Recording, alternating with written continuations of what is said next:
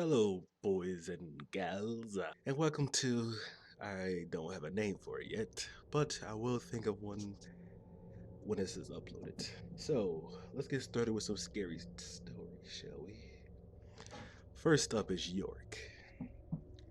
Once upon a time. Wait, did we usually start scary stories with Once Upon a Time or One Late Night?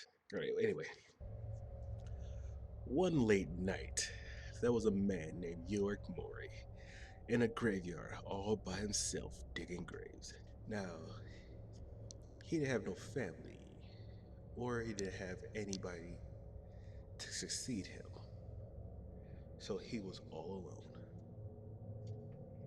Till one rainy night, a man came, dressed in all metal, came to knock on his door.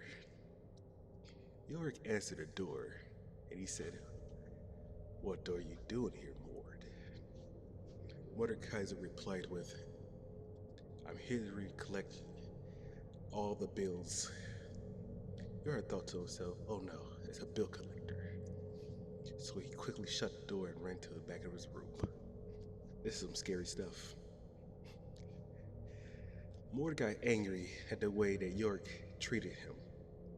So he picked up his giant mace and he huffed and he puffed and he queued his house down.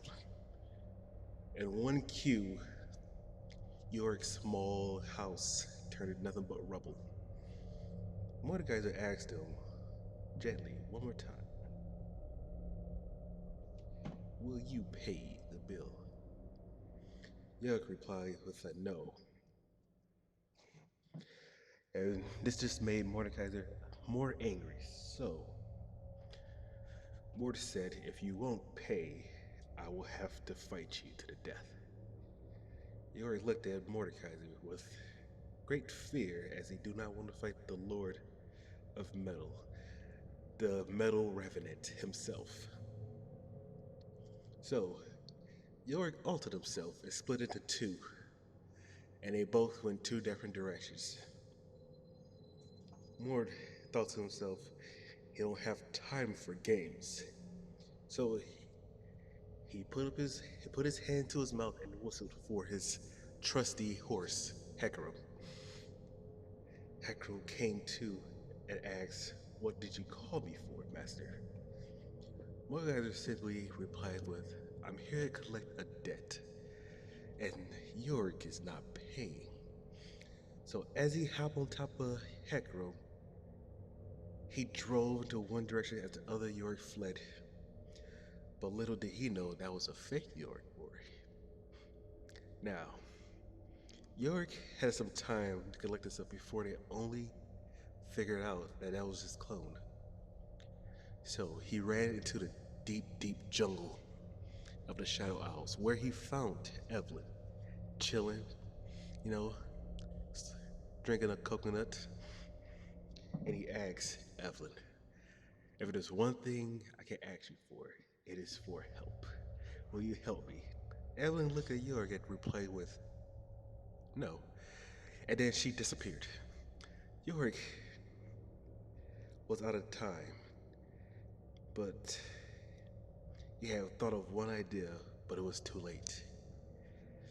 From the distance, he heard, "Krr, krr, krr, krr," and he heard, "Roar." It was not a good sound.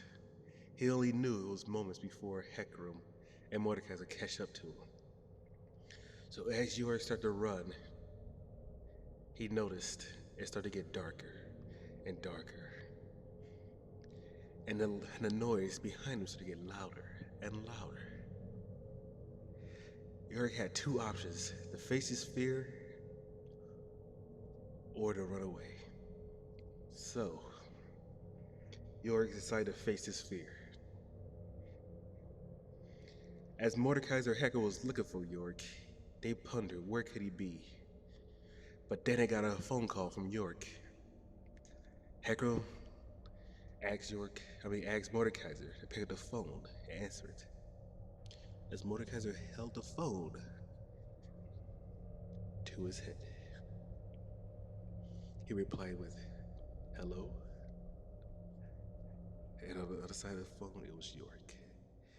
He said, "I'm right behind you."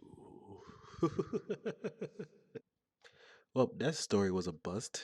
It was terrible too. I hope you guys did not enjoy that. It was horrible, actually. Well, bye.